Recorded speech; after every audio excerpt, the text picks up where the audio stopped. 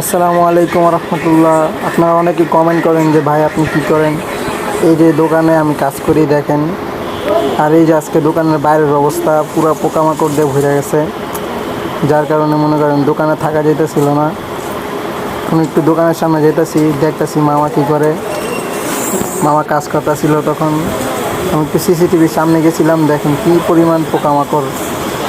তারপরে লাইটটা জ্বালাইছিলাম, দেখেন আপনারা দেখেন কী ধরনের পোকা। এগুলোর গন্ধ আর বন বন একদম কান মাথা সব মনে করেন ব্যথা বানা তুলতেছিল। তারপরে হাঁটতে হাঁটতে বাইরে চলে যেতেছিলাম, ম্যাজিক টুল দিতেছি আপনারে।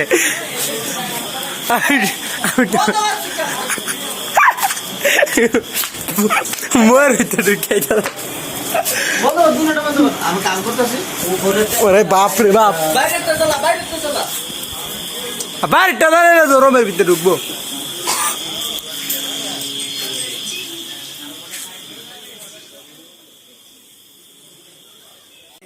তারপরে একটু মামার হাতে ফোনটা দিয়েছিলাম, দেখুন মামা আমাকে একটু ভিডিও করতেছিল, পোকাগুলোকে ভিডিও করতেছিল।